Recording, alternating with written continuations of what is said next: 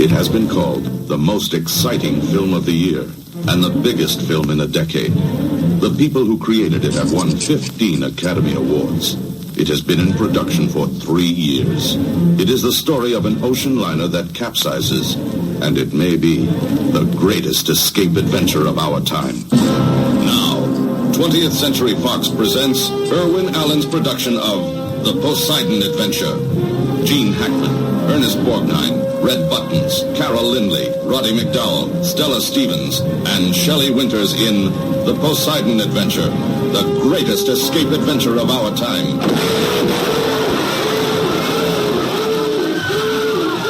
Who will survive? The Poseidon Adventure. Rated PG. Parental guidance suggested. Welcome back to the show, everybody. Happy New Year's. Happy New Year. 2020 is behind us. First episode of 2021. Oh my goodness gracious. Can you believe that? It's freshly 2021. This drops at midnight. How about that? Well, listeners, everybody out there, we've got a doozy of an episode for you, and we've got a wonderful guest. Can't wait. Oh my goodness, I'm so excited. Scott, would you like to talk about the movie we just watched? My name is Scott. And my name's Pete. And these are the movies that made us gay. Yay! Oh my gosh. Yeah. We are talking about The Poseidon Adventure from we 1972 with Jackie Beat. Jackie, welcome to the show. Hi, thank you. I'm thrilled to be here. Oh, wonderful. We're so excited to have you on the show. I feel like we've been kind of grooming you to come on for such a long time. Well, I don't know. I'm usually pretty good about doing these things, so I don't know how it slipped through the cracks. But I've talked about it. It's possible the answer is right there in that sentence, crack. I don't know. I think one of our interns is going to be fired for not getting you on sooner. We have a mutual friend named Muffy, and Muffy's been wanting to get you on the show for a while. And it all worked out because you wanted to do the Poseidon Adventure, and this is our New Year's episode, and this is a fucking New Year's movie. Yes. It is. It is. And, you know, it is the ultimate New Year's movie. And because there's a giant Christmas tree, it could also be a Christmas movie. This is true. Let's not have the Die Hard argument. This is true. There's that giant, like, wrought iron tinsel Christmas 70s tree. Christmas tree. Yeah. I think Ernest Borgnine, I mean, I didn't hear it, but according to IMDb trivia, while they're trying to lift up the Christmas tree, Ernest Borgnine says, "Fuck, this thing's heavy." Oh. And they left it in the movie. Well, here's the thing. Have you ever seen the clip of Ernest Borgnine on that morning show where I don't remember, it's on YouTube and I don't remember who he was talking to, but it was, you know, some woman. Mm-hmm. And she's like, "You look amazing and you have so much energy. What's your secret?" And they're both mic'd, but he bends over and whispers in her ear, "I masturbate a lot." Morning TV, and everyone heard it. I love that. I feel like I've heard that. Sure. I've heard that anecdote, but that is an amazing story. And you can kind of tell because he has got like massive guns. Those guns, yeah. His arms in this movie are out of control. Yeah, you know, it's so funny that one of his most famous roles is Marty, and he's supposed to be this unattractive loser. Yeah. I think he's very sexually attractive. Oh, yeah, totally. Yeah, I think you're absolutely right. There's something about how people aged in the 70s because Ernest Borgnine, I feel like, was in his early 50s, probably. As was Shelley Winters, yeah. As was Red Buttons. And I feel like they were all kind of portrayed as a little bit more mature than someone of that age today. I think what you're really tapping into is something Muffy and I discuss all the time. Like when you go back and do the research and figure out, like you think, oh, Carol O'Connor in like All in the Family was really fat and really old. And then you watch it and you figure out like he was in his 40s. No. Sure, yeah. And Crazy. you're like, he's not even that big, but as a kid, he was like Hollywood fat. And, when you're a kid, you think everyone is old. Oh, yeah. So, yeah. And besides, listen, Shelley and I'm sure Ernest Borgnine, I'm sure everyone drank like a fish back then and, ate steak and, and all the men were barrel chested and it was just a certain look and nobody, plucked or shaved a hair on their body. Yeah, you're absolutely right. Including Shelley. I feel like Shelley she's so good in this. Oh, she's so good. Iconic. I love her character, and it's so sad what happens to her at the end. Well, no spoiler I alert. know. There may be young people who haven't seen it. I know, they're following along. My favorite thing is you're going out on a ledge here, now I think that Shelley Winters is really good. It's bitch, she won the fucking Oscar. No, I just mean in this particular role, which you could say these movies were kind of, I don't know, populist or schlocky or something. They're not exactly prestige movies, these Irwin Allen disaster pieces, right? But they once were, though. Or were they? Also, this was the first of its kind. Okay. I mean, this was the one that started it all. Well, I think okay. that Airport had just come out in 1970, and Airport was a huge success and got a Best Picture nomination, a lot of technical awards, and it probably got the production of this greenlit. Oh, I didn't realize that Airport was before 1970. But they're both based on novels, so I don't know when the novel was written by whatever that guy, Paul Goulet.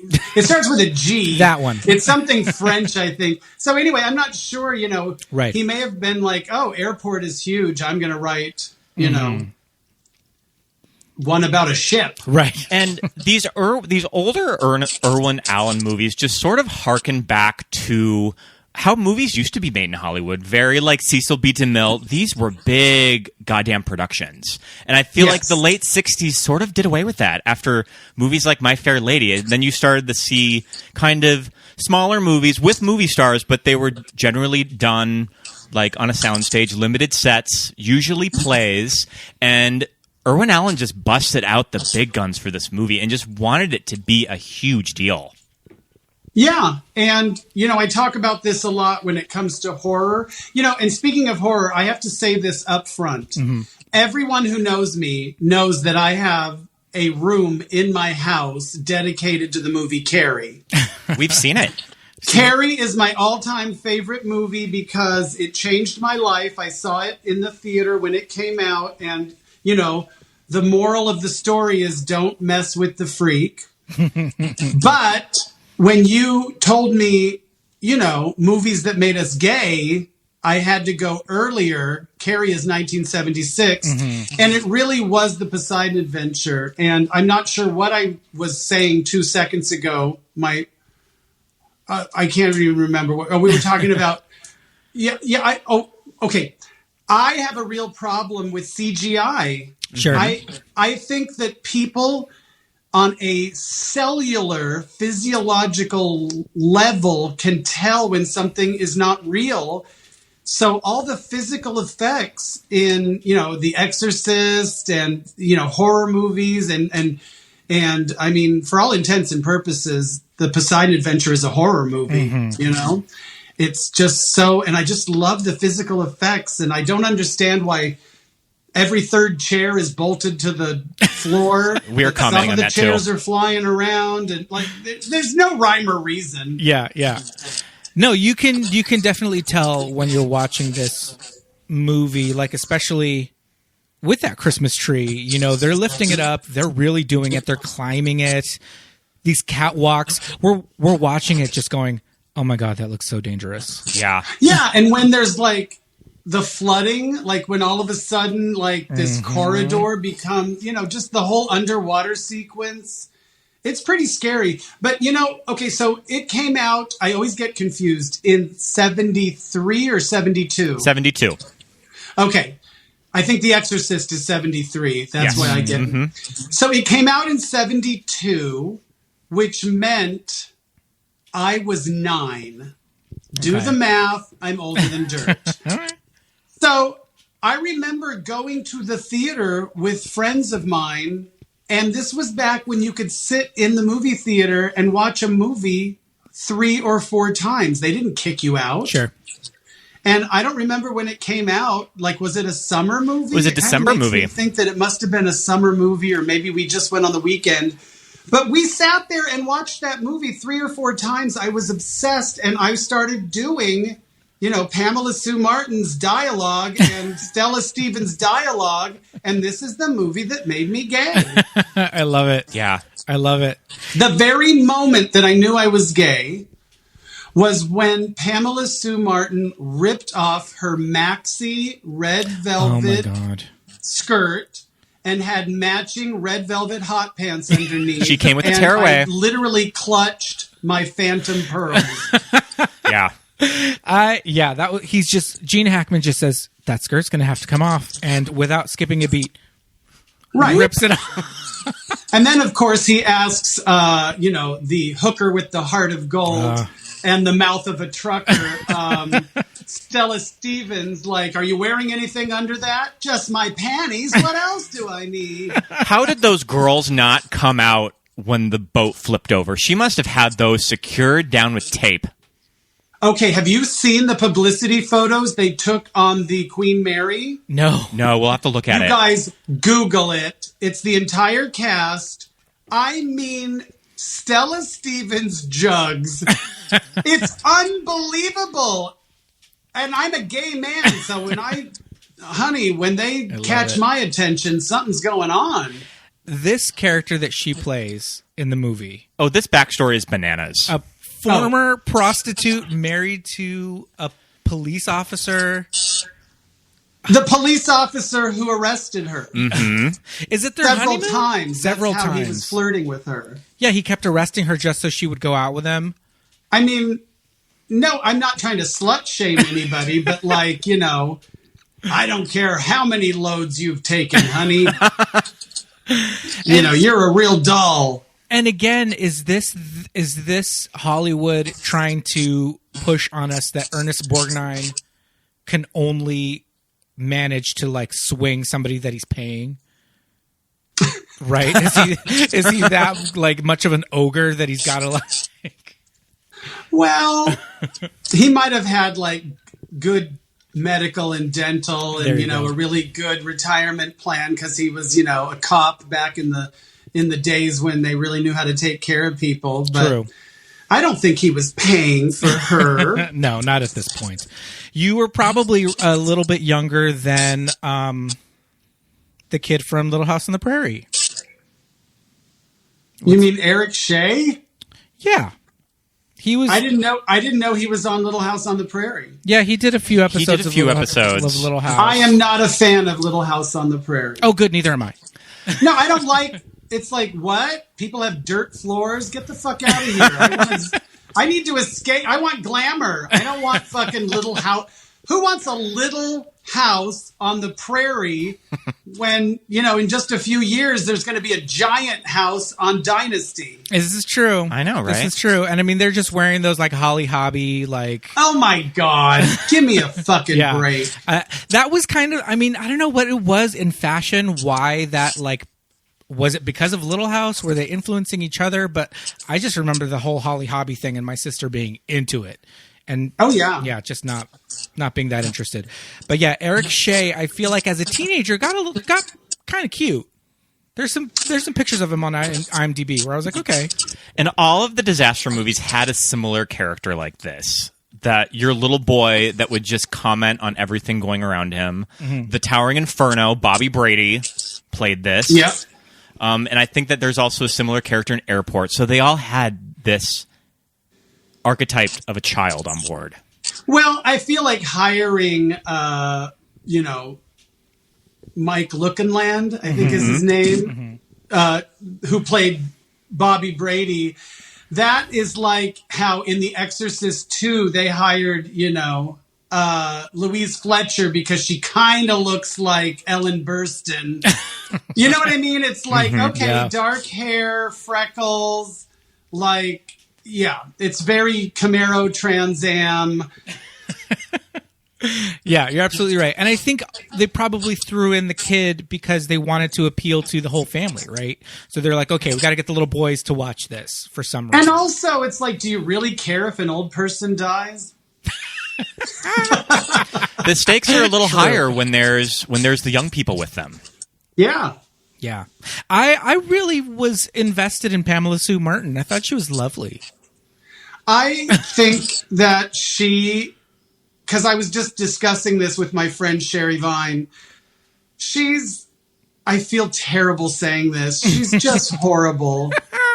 No, I mean, she can't act her way out of a wet paper bag. Oh, dear. She can't act her way out of wet red velvet hot pants. Like, even when she was on Falcon Crest, okay, and whatever she was I think on. she was on Dynasty, yeah. She just is like, honey, you're on a hit show. Wake the fuck up. Give us a little something. Like, these bitches over here are chewing the scenery. I get it. She was like almost like in a different movie. Like, don't even get me started on who's the singer? Nani. The not Karen Carpenter. Like, are you special needs? Oh, give her a break. Offense. Give her a break. Her brother just died.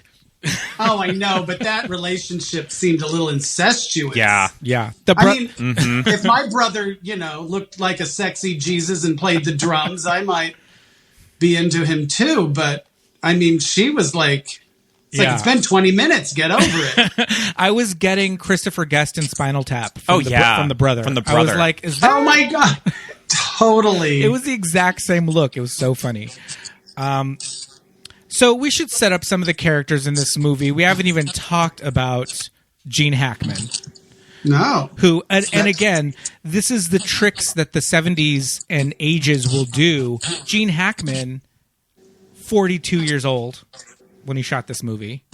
Younger than you. Looks 58. I think he's a serviceable male lead in this movie. I think he's doing a good job. He's very angry for a preacher. Yeah.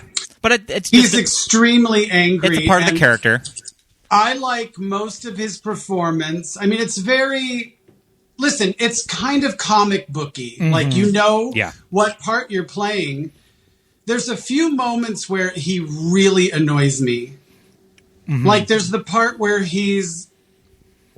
We're just going full spoiler alert. Sure, yeah, definitely. Just jump right in. If you haven't seen the movie, fuck you. Yeah, it's a 45-year-old movie. It's been out since 1972, asshole. Yeah. Anyway, there's a part where the Christmas tree, everyone finally decides, oh, he's right. Mm-hmm. The room is flooding. Let's go up the Christmas tree. And then it falls and he's closing the door. And I'm like, I don't know what the director told him, but he does this squinty-eyed, like, this is the hardest thing I've ever done, but these people deserve to fucking die. It's the weirdest, like, I mean, it's a lot. Yeah. So, sorry. Oh, go ahead. He obviously wants to screw Pamela Sue Martin. Yeah. Who is a teenager? Is she a child in this movie? I don't know. Even tell. Is she under 18? Because she seems to have a thing for red buttons. No, that's Nani. Oh, never mind. Buttons. Other one. He's thinking about Nani. I'm thinking of the not Karen Carpenter. Mm-hmm.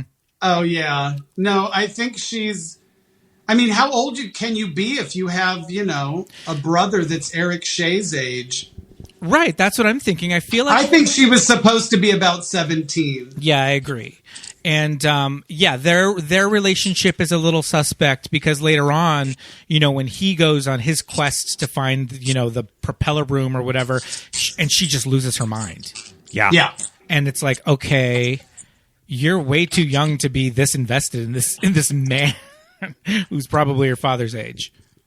Well, who knows what's going on? A lot of people have father issues. And true. A 42-year-old, Gene Hackman was, wasn't that bad. Yeah. You're absolutely right. When we get introduced to him, they set up that, he's an unorthodox preacher or reverend or whatever it is. I don't know God. but he's kind of like straying from his church and his congregation, and his main priest is kind of giving him a little dressing down. And so this is just kind of our insight into who he is as a character. And we get these little intros to all of our heroes.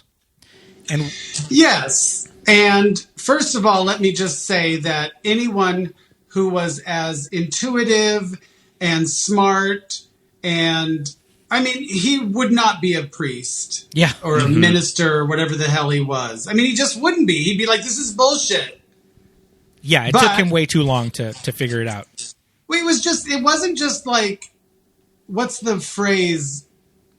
What is it? The something of faith? Oh, sure. He's having a very crisis of faith moment. Crisis and of it seemed faith. like movies like this always have that archetype in them too. In The Exorcist, you buy it. This is just very one-dimensional. Do you know what I mean? Like, angry, God helps those who help themselves.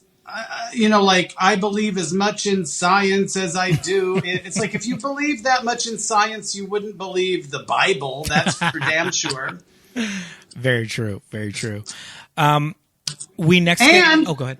I know we're skipping way ahead, but you just mentioned that you meet everybody. Mm-hmm. That's the key to this movie. Oh, yeah. That's why you care whether they live or die. When they did the horrible remake, that fucking ship turns over 5 minutes into the movie, and I was like, I don't even know who that was. Who are these people? Like, who just died? Yes. Well, we get introduced to the Rosens, the lovely Mr. and Mrs. Rosen. On their way to Israel.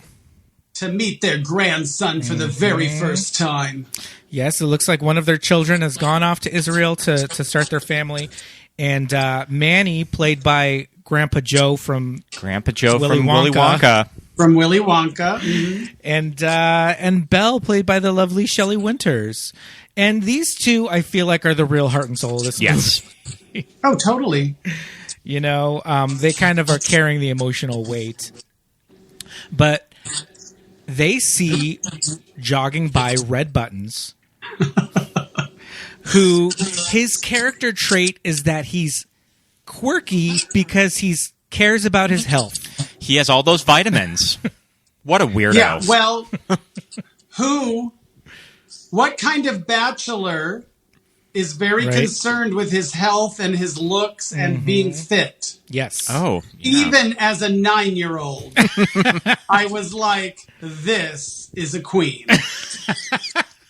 But he was so invested in Nani and helping Nani. Or was that supposed to be a weird love connection? Honey, I mean, it was the 70s. Mm-hmm. Everybody was hooking up, and I'm sure that they just had to have people care about each other.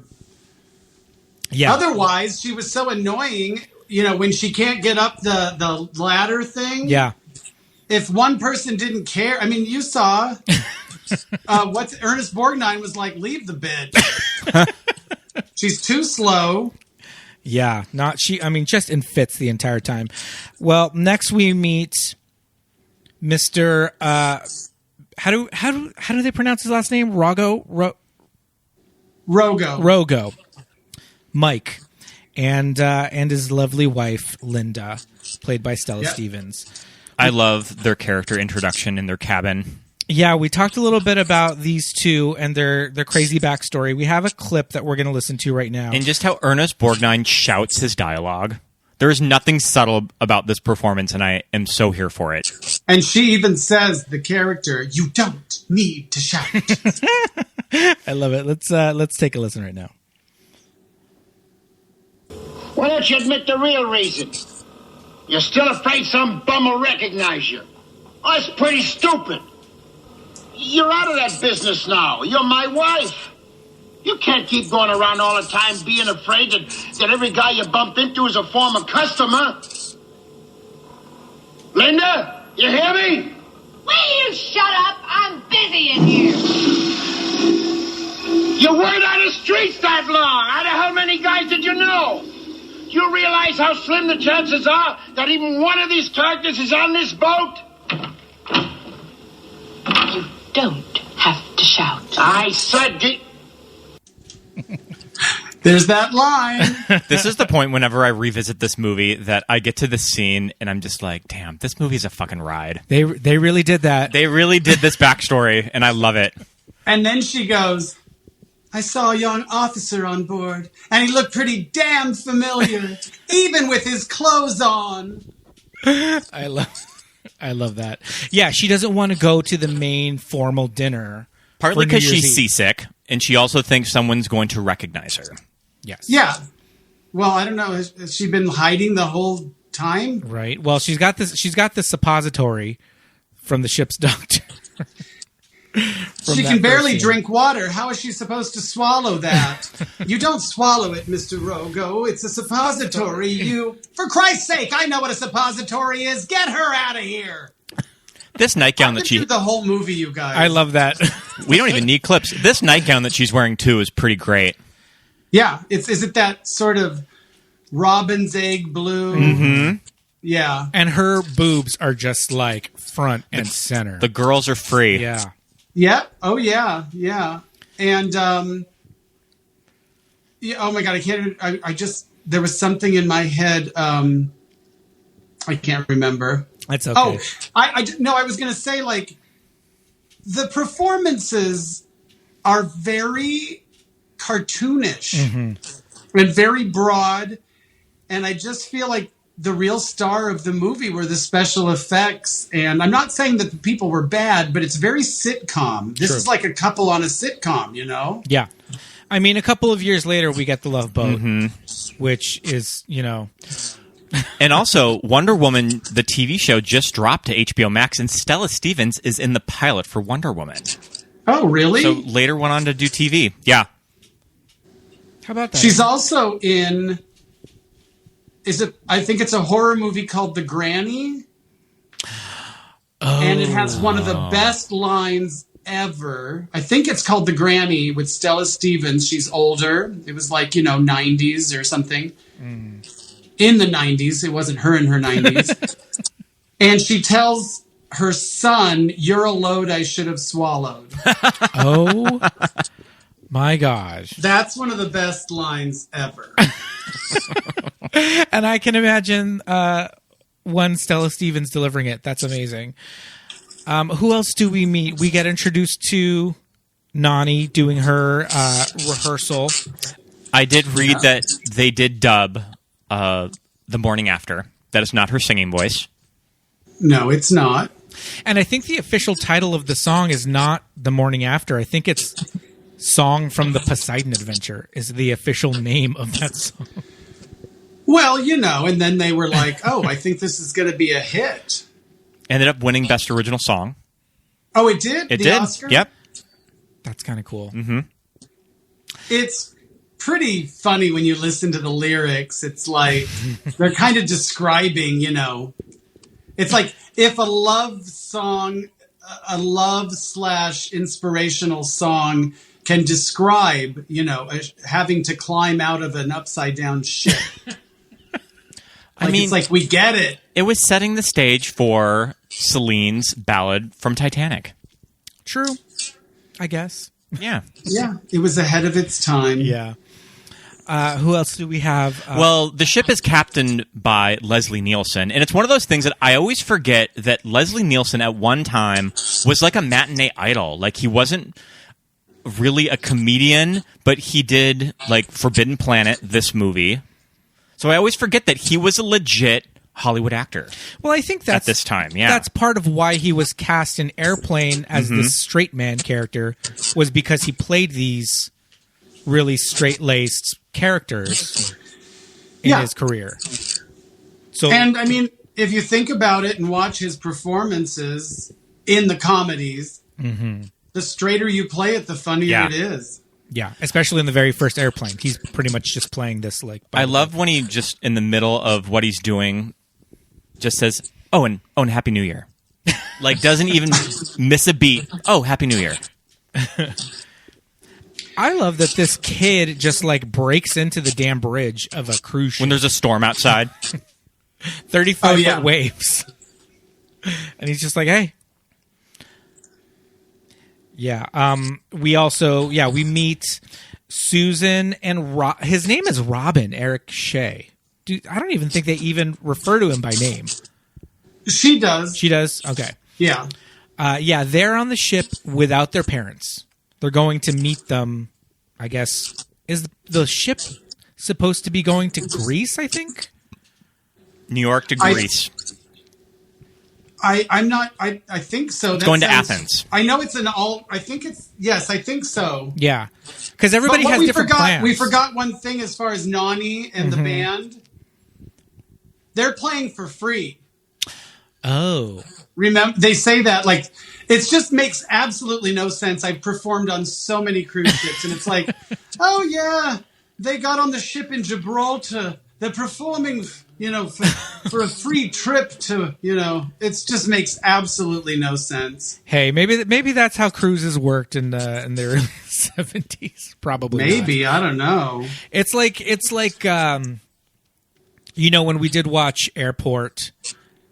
In a lot of those old movies, I feel like people got on these planes and they would give their stewardess their ticket, and the stewardess would say, "Okay, go ahead, find a seat." And it was just like riding a train or something.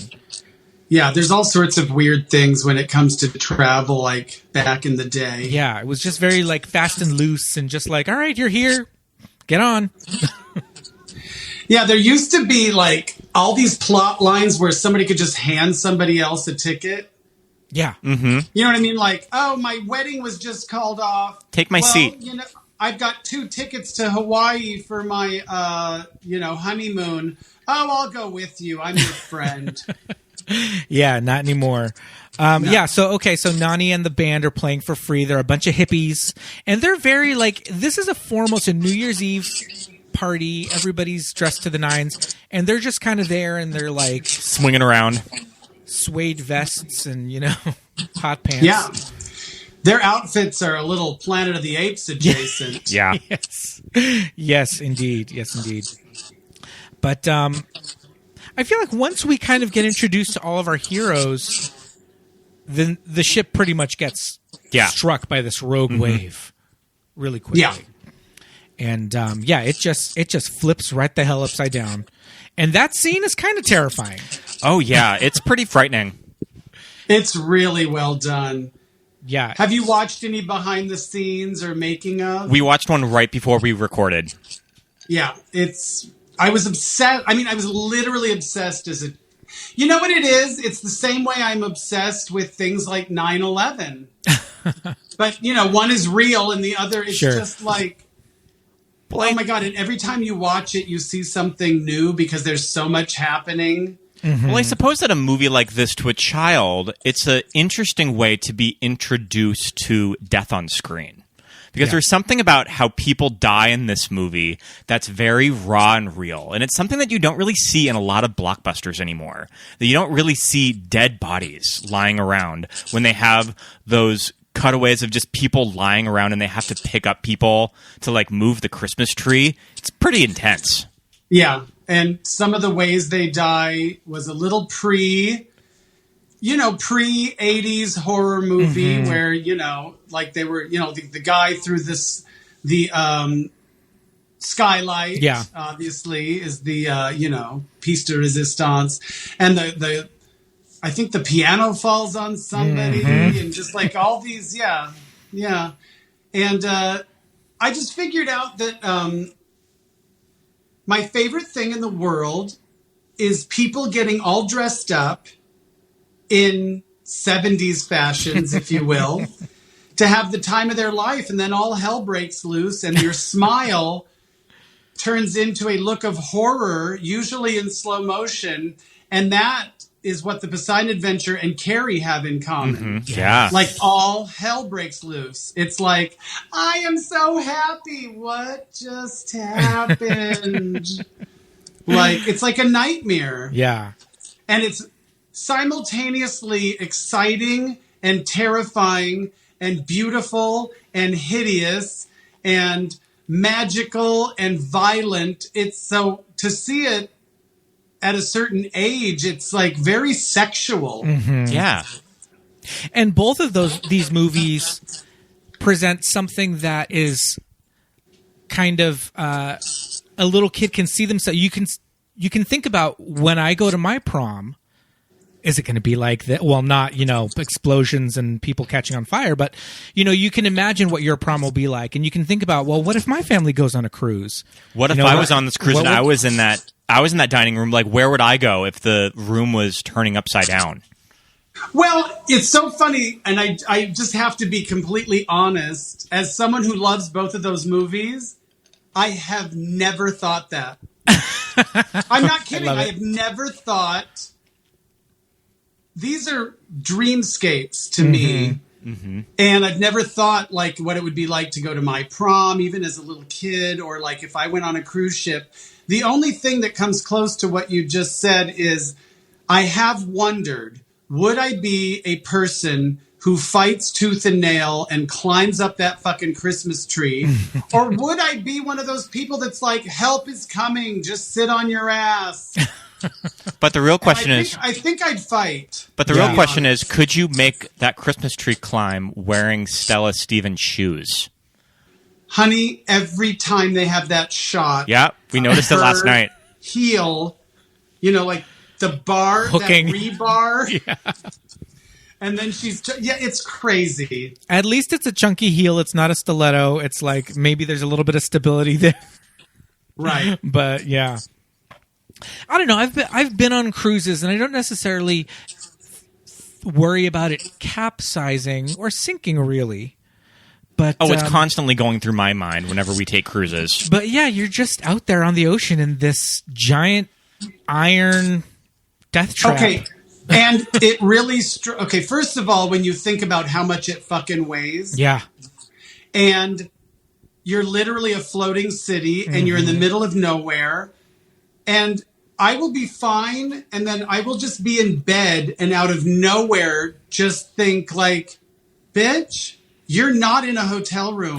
This is moving. Like, you're on the ocean, and do you know how close you are to... First of all, the ocean at night terrifies me. Black. All just black. Yeah. Yeah, and the only thing worse than that is, like, the opening credits of the original Dark Shadows... Mm-hmm. I think there's something so scary about the ocean, like in black and white. Yeah. It's so menacing. But anyway, yeah, I've been on cruise ships, and every once in a while, it's kind of like I'm in denial, and then it'll hit me like a ton of bricks. I just think of that line from Titanic that Victor Garber says when they're saying that the Titanic could never sink, and Victor Garber says, "She's made of iron. She's made of iron. She can Believe sink. me, she can." Yeah. I also do like to size up all of the random people on cruises of like who would fit into these archetypes, that if we had to escape, like what random couples would we be matched up with? That's the kind of shit that's going through my mind too. Yeah. Well, the whole idea of going on a cruise and being sat at like a community table with a bunch of other couples, that does not interest me at all. Making new friends. I kind of sell myself as a bitter, not really a people person. Yeah. But I have done that. I've gone into the dining room and just thought, I'll sit with a bunch of people I don't know. I mean, these are gay cruises. Yeah. And it's very hit or miss. I mean, most of the time it's great because I can have a conversation and I'm an interesting person and I'm a nice person and I tell them why I'm on the ship, that I'm performing and I'm, but sometimes it's just like, geez, a Louise, like a couple, who, and I feel bad because I've done dozens of them and it's all free. I leave with a check. And these people saved for years to go on this cruise and they're from, Des Moines. Yeah. And, they start talking about their life and it's just like, oh my God, I would end it all. God bless them. Yeah, but you're right. It gets to that point where Gene Hackman, as the preacher, his last name is Scott, they just refer to him as Scott, is kind of, his philosophy, like you said, is God helps those who help themselves. So he thinks that we need to get the hell out of here. This ship is upside down. We're in the wrong spot. So he gathers up everybody, all of his flock, if you will. And he also, I like that he respects and listens to and believes Eric Shea's character, like the little kid. Like, just because you're young doesn't mean you don't know anything. And it really flies in the face. He's very anti-establishment for a priest, especially, or a reverend. It's Reverend Scott. And, and then you've got Ernest Borgnine, who's the complete opposite and just everything by the rules. And that's even one of Linda's, lines, his wife. So, we got some, Yes. You have the people that are hooking up and feeling, kinship, and then the people who don't get along at all. Yes. And it's interesting, the dynamic between Reverend Scott and Mr. Rogo, because he's calling on him because he's kind of telling Ernest Borgnine, like, I need somebody else here. Like, I will be in charge of this, but I need you to support me. I'm going to need some help. Yeah. Right. And Ernest Borgnine as Mr. Rogo is just constantly like, why do you keep calling me? Like, leave me out of this. But, he kind of comes in to save the day in almost every situation. And we get to see those guns. Yep. Ernest Borgnine looks like he's got that old man strength. He'll just like crush every bone in your hand when he's like shaking your hand. Now, you know what who we haven't talked about? I was about to say Roddy McDowall.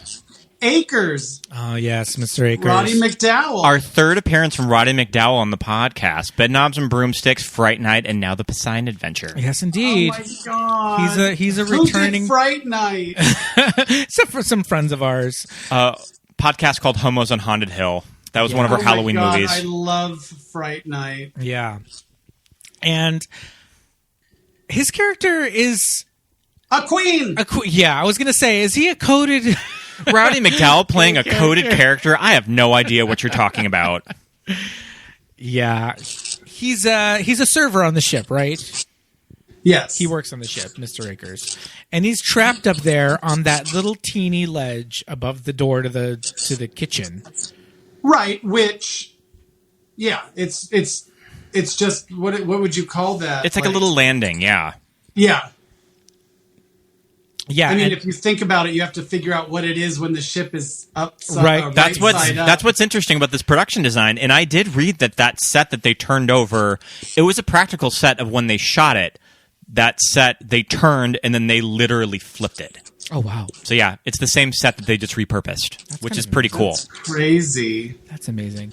Yeah, but Mr. Akers, we need somebody who has knowledge of the inner workings of the ship, so he's kind of there to guide us through. I read that Shelley Winters put on weight for this. She put on 35 pounds. She's the original Janet Jackson. Remember how Janet Jackson was always claiming that she gained weight for a role? It was for a role. And then the movie never surfaced. Funny, a hot buttered role. No, it was like, and then the movie always fell through. So did her chair. Hey-o. Anyway, supposedly Shelley gained weight for the role. Sure, and never was able to regain her figure. To get it back. Well, when you win an Oscar, you think if it ain't fixed, don't. If it ain't broke, don't fix it. So won 2 Oscars, and I'm always obsessed with the story that I've heard about Shelley Winters. That Shelley Winters was just one of those actresses that just wanted to work, especially when she got older. When Hollywood tended to disregard older actresses, Shelley just really wanted to make movies still. And I always have heard of a story that she was in a casting meeting with somebody younger, and he's just like, well, why should I not let you audition for this? And she's like, why do I need to audition? And she takes out her Academy Awards out of her purse and puts them on the table because I'm Shelley fucking Winters. I've always heard that story, and I know that it's probably not true because I know that she did donate one of her Academy Awards to the Anne Frank Museum for when she won for the Anne Frank story. But yeah, Shelley Winters. Icon. That's like the scene in The Prom when Streep's character pulls out the Tonys trying to get the suite that they don't have at the crappy motel. Did you like The Prom? You know what? I actually enjoyed it. I thought it was unforgivably long. Yeah, agreed. But I had heard people complaining and saying bad things, and then I watched it, and maybe it's because I don't know, I totally enjoyed it. Yeah. I thought it was okay. But I guess that the real sting of that story is that her line says, "Some people think I can't act," as she grabs her Oscar and puts it on the casting director's table. Yeah. Maybe it's apocryphal. I choose to believe it. Yeah, same. So we always remember Shelley Winters. When I was a kid, she was Roseanne's grandmother. That's how that was probably my first introduction to her as a kid. Nana Mary. Yeah. Well, I'm obviously older, so Yeah. I remember her from the Poseidon Adventure. So One of my favorite Shelley Winters performances is in Lolita. I think she's so good in Kubrick's Lolita. oh my god, amazing. And you're I wearing love Lolita her sunglasses. in, what? And you're wearing Lolita sunglasses. What are the odds? Yes, I have to just comment. I know we're talking about a 70s movie, and I am totally 80s out. But I had a show right before this, and it was all songs from the 80s because 2020 sucked so bad that I wanted to go back to the 80s. Love it. Yeah. I love your giant Rubik's Cube earring. Right? Just the one. Just the one. Asymmetry. But I love her in what is the oh my god, I can't it's not oh my god, what is the What's it about? she's on the boat with it's not Suddenly Last Summer. It's Elizabeth Taylor. A patch of blue. No. It's Elizabeth Taylor and Montgomery Clift. A Place in the Sun? A Place in the Sun. Yes. Oh my god. She's amazing in that because she's so annoying. You're like, I get it. Like, fucking kill her. Isn't that kind of her character in Lolita too, though? Yeah.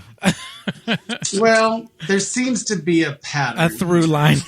So I was also reading that Stella Stevens and her had worked on a movie before and they didn't get along. So Stella Stevens was hesitant about taking the role. But apparently, I guess that Shelley Winters may have had a drinking problem in like the late 60s and then she quit and they got along fine on the Poseidon Adventure. I read that today. Oh, I've never heard that. Yeah.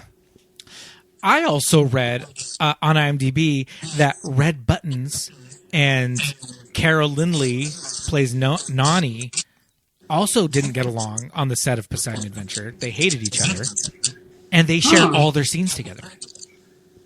That's very weird. I mean, I'd imagine that this production probably broke all of these actors down because it's so physical. Yeah, I mean, it's you're soaking wet and it's probably cold.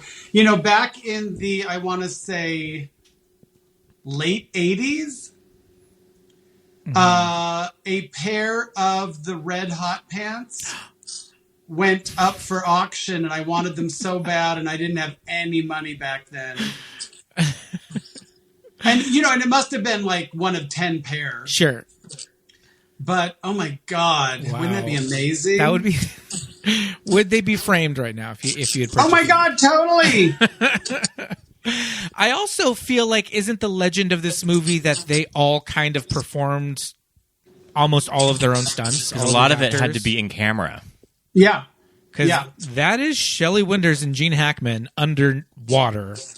I mean, this is why Shelley Winters won an Oscar. Oh, yeah. Because not only is she playing, a very sympathetic, motherly, maternal Jewish woman going to meet her grandson, Joey, for the very first time.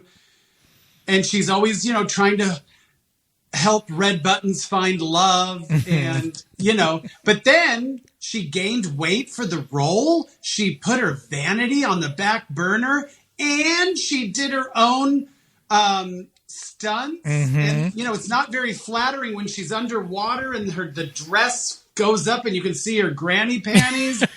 And then when she dies, it's like, he's crying and like literally like spittle is going like down onto her face. Like it was like, I want that fucking Oscar. Yeah.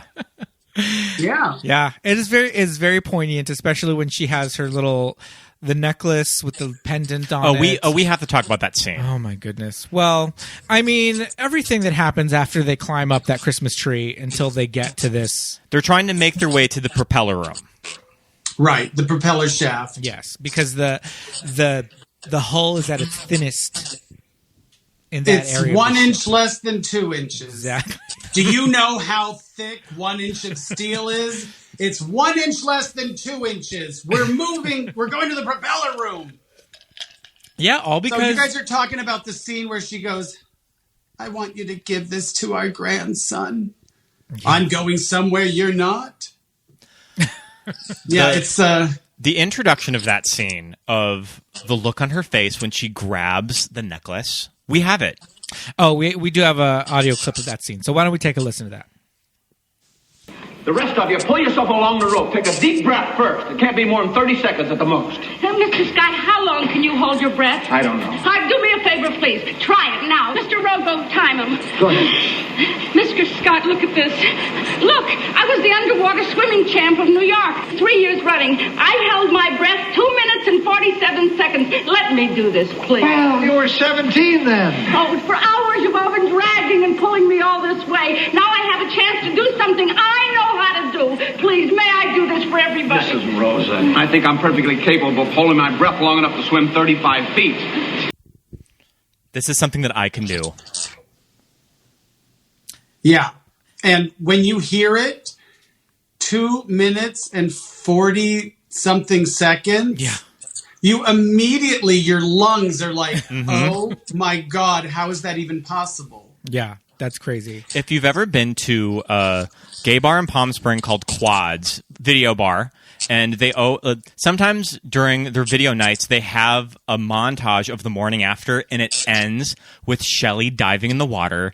And every single time we see it there, the crowd goes apeshit and cheers. Yeah, well, nobody loves a, big girl like the gays. It's some of the lines that not only do the other characters say about Mrs. Rosen, but some of the lines she says about herself, it's just like, oh my God, she's not even, like you said, she's not even that heavy. She's, it's not like it's not like she's Gilbert Grape's mom or anything, she's That's able to, really fat though for the 70s. True. No, you're absolutely right. For the 70s, that was like, I mean, you guys think about Rhoda on Mary Tyler Moore's show. Was always talking about being on a diet and that she was overweight. Oh my God.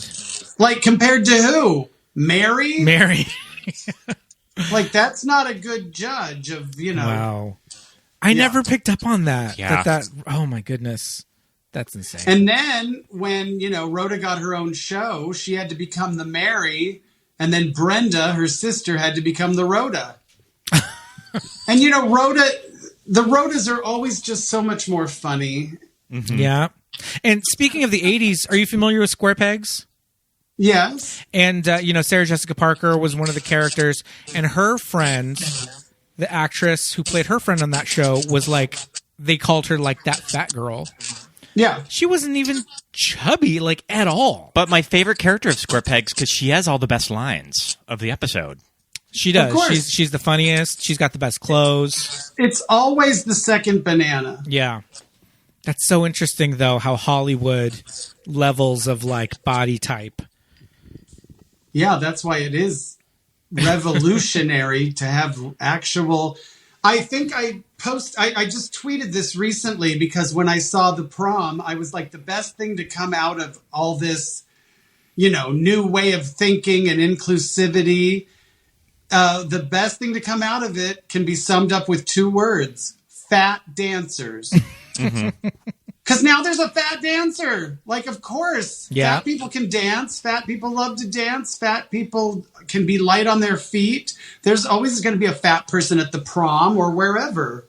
There's a fat dancer in the Stupid Love Lady Gaga video, and I love her. She's my favorite one. There you go. She's my favorite one.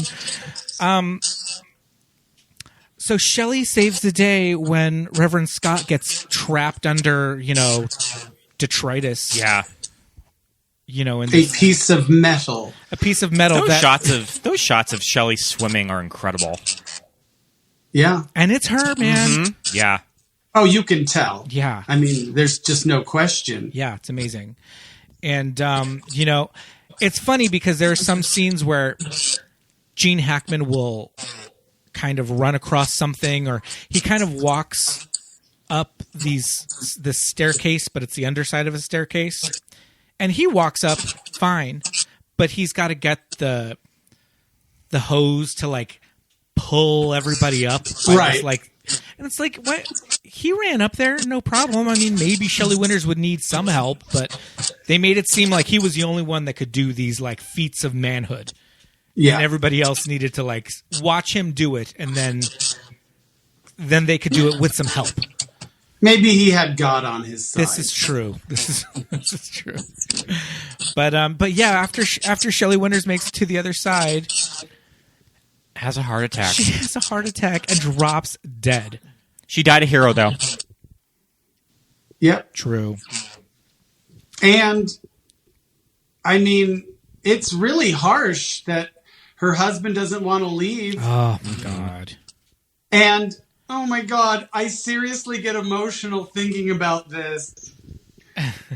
The best thing in the movie is how thrilled they are when they see, they hear the people and they see the what do you call it? The blowtorch, you know what I mean? They're cutting through the metal. They're going to be saved. And they're so happy. But then they show each character who's lost somebody. It makes me... Yeah. It really works. It's the only moment, as far as I'm concerned, that really, it's like survivor's guilt in a way. And obviously it's not, it's much more than that. You loved that person and they would want you to live and, but it's just like, what now? Like, this is what I wanted. This is what we fought for. And there's just that moment, the look on their faces. Especially because the characters in our hero group that do die, they die in like the third act.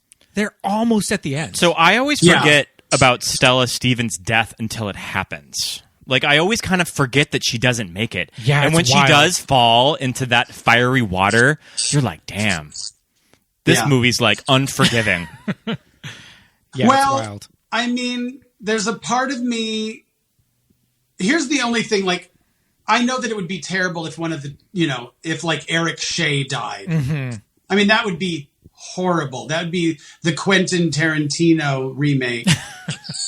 But the only thing missing for me was like, if somebody like had a service dog.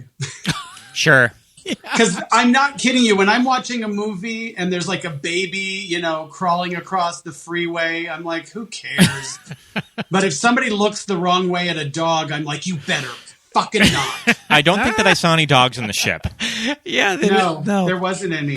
And do you think it was one of those things that Stella Stevens' backstory, that she was a sex worker, so they felt that they had to punish her, sort of, in a Hollywood movie, that they have to kill the prostitute? That's very Identity. Yeah. Which is, what's the phrase? There's a phrase like whores. Oh my God, there's a famous phrase from Identity. He even says it at the end, like whores don't live or whores never win. It's something like, it's horrible. It's really horrible. It's very akin to like, the queen, the gay guy has to die. Yeah.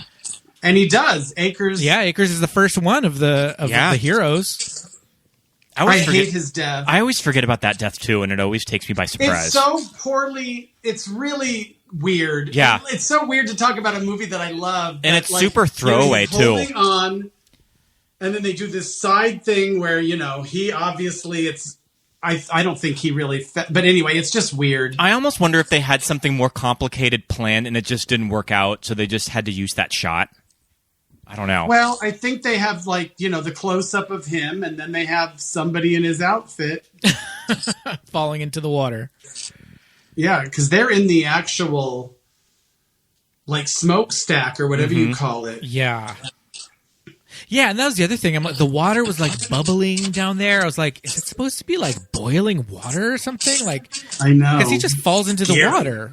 But I guess his leg was all cut up and mangled. So, what about the part where Gene Hackman is swimming and there's the burned guy? That's one of my memories. Is there's a guy who's really badly burned and he's underwater, and it's just so like the indignity of, like, it's terrible. And like I said before, this is stuff that you just never see in modern blockbusters. And also, for all intents and purposes, this movie's kind of paving the way for stuff like Marvel movies, Batman movies. Any large $100 million movies do owe some gratitude to Irwin Allen and productions like the Poseidon Adventure.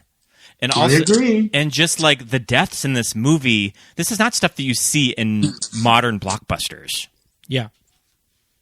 Yeah. I do love, so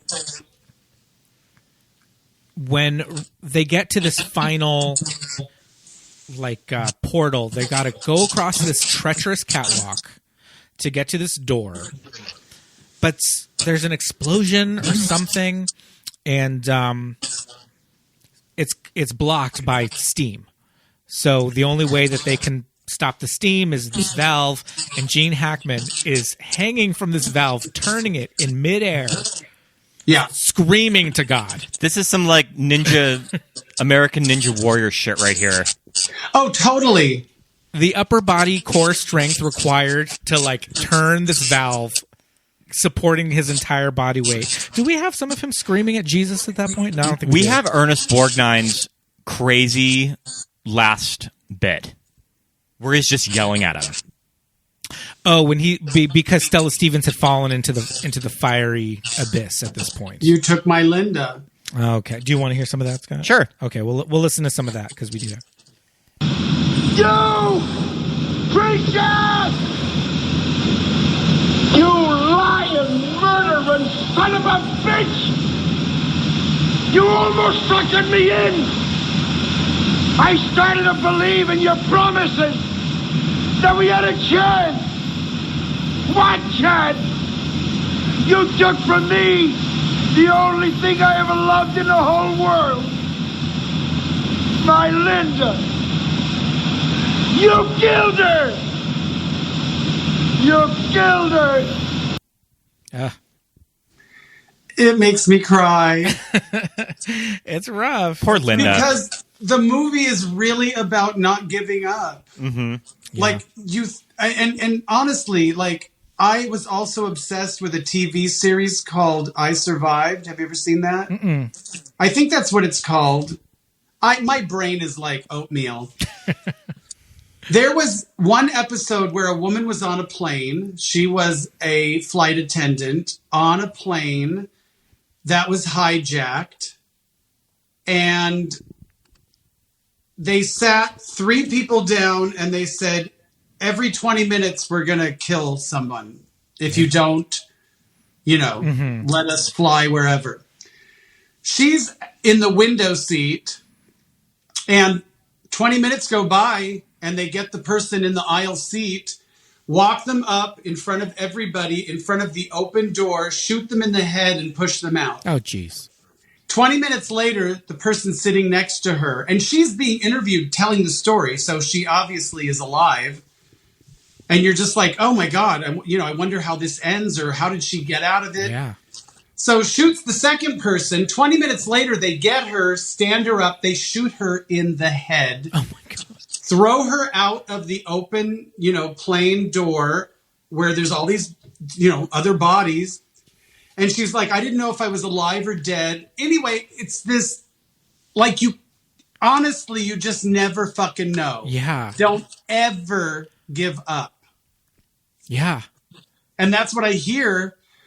That's what this movie is about. It's like, you've got to fucking, whether it's depression or a shitty fucking president, or COVID, or a ship that turned upside down, you have to fucking fight for your life and scratch and claw and never give up. Absolutely. Yeah. Wow. And look for 2 exits. Sometimes I'm in these bars, precincts.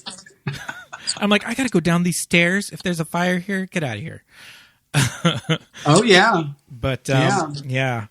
And yeah, survey your surroundings. Exactly.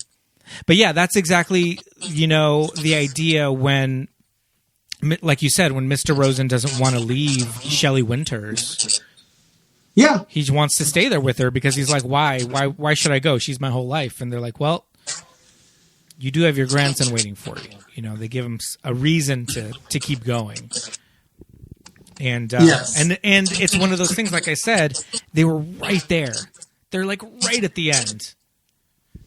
And then one of the most famous lines and powerful lines, as far as I'm concerned, he's trying to talk them into going up the tree, and I think it's Shelley or her husband. They're like, "There's something up there that isn't down here." Yeah, and he says, "Yes, life, and life is always very, is very important, isn't it?" And these are. I mean, these are Jews who, if they weren't, they were obviously directly, affected by the fucking Holocaust. Yeah. So. Yeah. It's just, there are layers. And, it's so funny to think it really is very campy. And like I said, somewhat cartoonish, and there are sitcom moments. But when you played that scene, it really makes me emotional. Oh, yeah. Because sometimes you don't even know why you love a movie so much, Mm-hmm. Yeah. And I'm sure a big part of it is the 9-year-old in me. Like, seriously, the clothes, just like there's just something. Everywhere you look, there's something to see and something happening, Yeah. So it's a really good movie. Yeah. And they don't make them like this anymore. So Personally, I've always been probably a bigger fan of the Towering Inferno. Sure. I think Towering Fuck you. So the Towering Inferno, all of the handsome men's in it, Paul Newman, Steve McQueen, Richard Chamberlain, Hunk City. True. Yeah. I get it, but, but there are people who love Hocus Pocus, and I am of a certain age where I missed it. Do you know what I mean? Oh, yeah. That was a kid's movie. Yeah, I was too old for Hocus Pocus. So there are other movies I'm obsessed with, and I mean, I really kind of don't get it, and I'm not a big fan of Clueless, and I don't really like Mean Girls, all these, movies that the gays love, but I'm older than them, so... So we have Poseidon Adventure. So kind of the 70s pantheon of disaster movies, just to name a few. We mentioned Airport, 1970, The Poseidon Adventure, Towering Inferno, The Andromeda Stain, Earthquake with Ava Gardner. I always post, whenever there's an earthquake in Southern California, I always post a picture of Ava Gardner in Earthquake, just serving bitch face. I always post that on social media whenever there's an earthquake. Roller Coaster. I need to track down Roller Coaster from 1977. I think it's like a terrorist plot that's put on an amusement park roller coaster. Yeah, I don't think I've seen that. And I have. It's shot at Six Flags Magic Mountain here in Valencia, and it's with a young Helen Hunt. Really? Yeah, she's like a teenager, like a 12-year-old in that movie. Well, there is something very scary about amusement park rides, and there's the scene in The Fury. I think they shot it in Mall of America, where there's the indoor, this one car flies off of an amusement park ride and goes through the window, and that movie's crazy. Irwin Allen's The Swarm from 1978 with Catherine Ross and Olivia de Havilland. We were trying to think of today of like what old star did they cart out for The Swarm, and it was Olivia de Havilland. And I have to say that Catherine Ross is in one of my all-time favorite movies, which is the original Stepford Wives. Love the original Stepford Wives. We need to do the Stepford Wives. That's such a good movie. And so, oh my God, I love it. It is so scary to me. Ira Levin, you know, obviously did Rosemary's Baby and Stepford Wives. It's the same. It's the ultimate betrayal, which is your own husband, you know, your family, like these people closest to you. It's so scary to me. Yeah. And there's something about the way both of those movies in particular are shot, just the way they look, the film stock, the clothes, the set dressing, you're just instantly transported. Yeah, especially for the Stepford Wives and Rosemary's Baby. They're such products of an era. Yeah. I love I mean, how 70s... I always say that I feel that way about any Kubrick film. I always say like Eyes Wide Shut. I know a lot of people don't like it. I'm just flabbergasted. I love Eyes Wide Shut. I honestly feel like there is evil infused into the film. Like there's something and The Shining, it's like, what is going on? I don't even understand what's going on. It's like a dream that you just is so confusing. And for Eyes Wide Shut, that's almost like a New York City that exists in like an alternate world too. Yes, totally. Sometimes watching The Shining, when we rewatch it, and when Shelley Duvall is just so overwhelmed with just fear, and she's just afraid for her son and her husband and her life, and she's so emotional.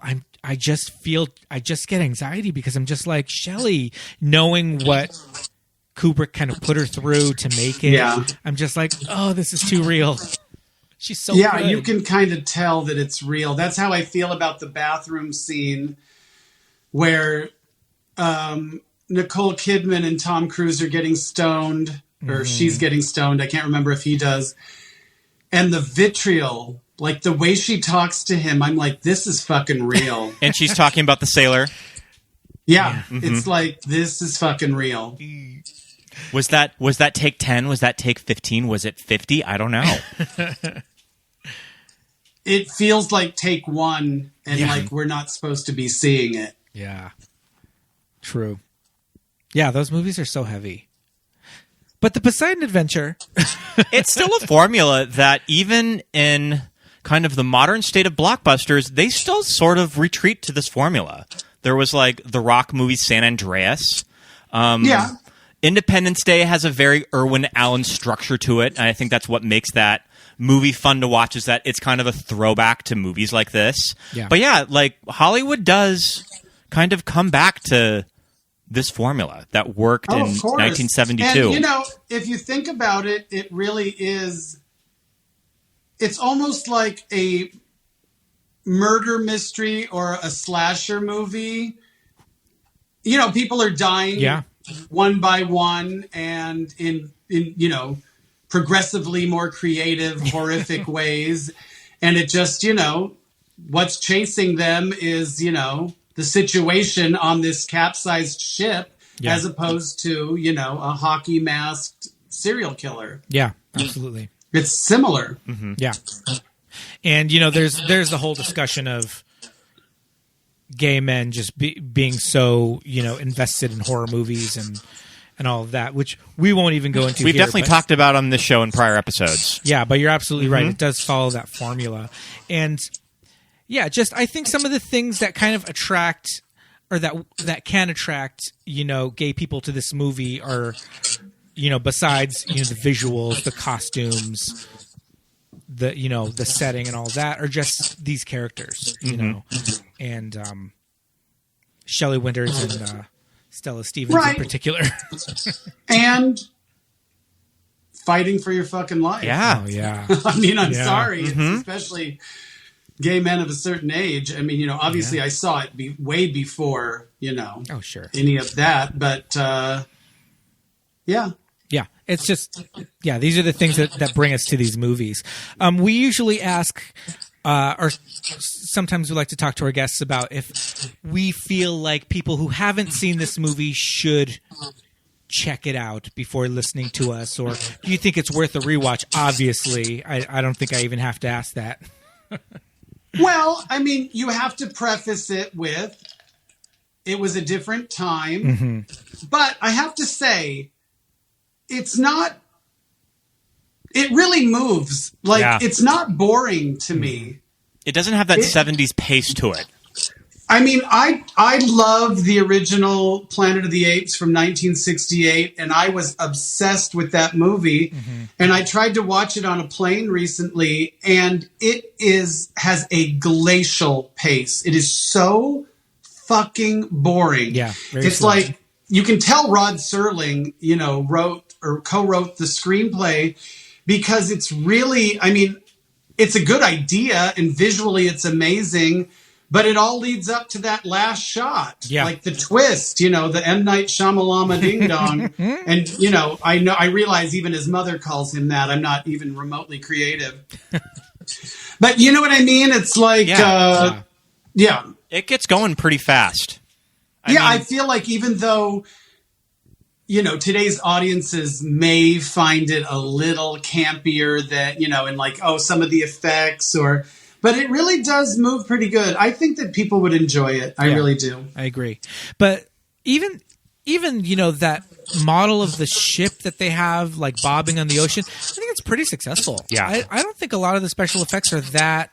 No. Now listen, they knew what they were fucking doing. Okay. Yeah. I mean, if you watch Vertigo, it's like it's all matte paintings and these superimposed these people knew what they were doing and miniatures sometimes you can tell like the water is too big. Do you know what I mean? Like you can tell, but no, they did a great job.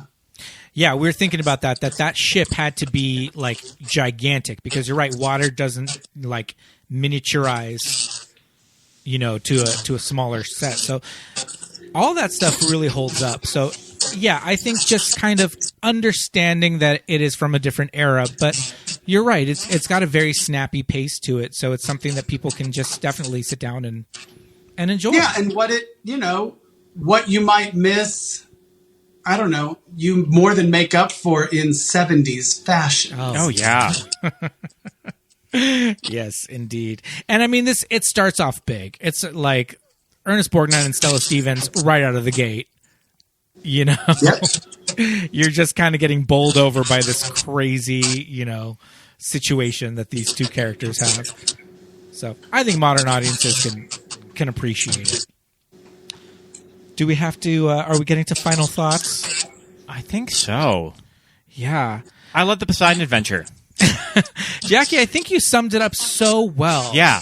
When you're talking about just the drive to get, to stay alive. Well, really. I think that really, listen, nothing is better than a bunch of stars and great special effects and that Academy Award winning song. But I think the reason people really relate to the movie is because it is about surviving and like just fighting for your life. It's like I've never really consciously thought about it. It just represents why we love going to the movies too. Absolutely. And listen, nothing, I don't want to be a downer, but nothing is better than seeing it on the big screen the way it was supposed to be seen in the dark. And to watch it on your TV, like you'll enjoy it, but it's nothing like 1972. Yeah, you're absolutely right. I was there. I was there. I'm holding out hope that we will get back to a place where we can go and sit in a dark movie theater with sticky floors and coughing children and watch the Poseidon Adventure. It's one of my favorite things is to watch older movies. I hadn't seen Carrie on the big screen since it came out in 1976. And a few years ago, they had a big, screening I was sitting in the same row because I was hosting it. Mm-hmm. I was with Nancy Allen and Piper Laurie. We stand and, Nancy DJ Allen. Souls, and I was like, this is amazing. And it was, you know, it really works on the big screen. Oh, yeah. I've never seen Carrie on the big screen, but I can imagine that would be a treat. We have seen a movie like The Exorcist in the theater, and that's incredible. Seeing it with an audience in a theater. Yeah. We'll get back there. Yep. I like to think so. Much like this song, there's going to be the morning after for going back to the movies in the theater. Indeed. Yes, indeed. Oh, man. This was so much fun, Jackie. Thank you so much for coming on. Oh, well, thank you for having me. I feel, I don't know, was I entertaining it? I feel like pressure to like be entertaining, but I think it's more important to just really talk about the movie and how I felt and how, you know, absolutely, it literally made me gay. No, absolutely. That's what this show is about. That's what we're here for. Yes. Cool. Any incidental laughs are just a plus. But yeah, this was so much fun. Thank you so much. We'd love to have you on again sometime, but we will be getting your friend Muffy on, and she wants to come on for Rosemary's Baby. So we're going to make it happen. Yeah, she's obsessed. Oh, that's going to be fun and scary. Well, Jackie, I think it's time to say goodbye. All right. Well, thank you. You're so welcome. Again, we would love to have you back on for another movie, but until then, Happy New Year. Thanks. Here's the 2021. Yes. All right. See you later. Bye, you guys. Good night. Bye.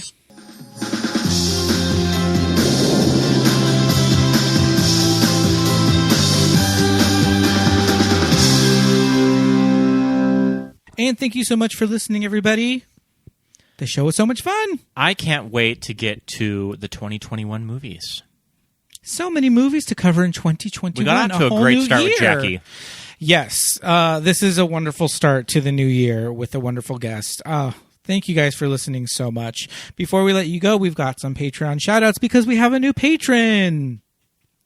We would like to say hello to our brand new patron, Jimmy Yauch. I'm sorry for mispronouncing that. You can tell us. Yauch. Thank you so much, Jimmy. We'd also like to say hey to Genevieve Thomas, Don McBride, Josh Clement, Emma Melly, Aaron Bent, Melinda and Jim Shirley, Jessica Torres, John Miller, Nick Thomas, Christine Asher, Rufino Kabong, and Mitch Ralston. Thank you so much for subscribing, everybody. And you too can be a patron. Go to patreon.com. Movies that made us gay. Exactly. It's as simple as that. You can check out our tiers and get some extra fun stuff like Watch With Us commentary tracks. You can unlock them. We will be doing a new one soon. Yes, probably around the time that this posts, we'll have a new commentary track. Be a brand new one. So you can check online to see what that one is. Lots of fun. Our fun newsletter that we love doing. Yes, love. Check that out. There should be a new newsletter in your inboxes soon as well. But thank you so much, patrons. And thank you so much for checking us out on Patreon if you can. You can also find us on social media. We would love it if you would rate and review us on Apple Podcasts. Give us 5 stars. I'd like to see some more 5-star reviews. Exactly. Going into the new year. The last review we got was from Germany. That's kind of cool, though. Yeah, that is cool. I don't like that you can't see it in the podcast app, Apple Podcasts segregates the reviews, so if you're in the U.S., you can only see the ones from the U.S. We have one from Canada and one from Germany. We promise they're real. We can send you screenshots. But we'd also love it if you would follow us on social media. We're on Facebook and Instagram at Movies That Made Us Gay. And on Twitter at MTMUGPod. That's true. You can find me on Twitter and Instagram at Peter Lasagna. And I'm Scott Youngballer on Instagram and Oscar Scott on Twitter. Awesome. Thank you so much, everybody. Happy New Year. Happy New Year. We'll see you next week with a fresh episode. Bye. Bye.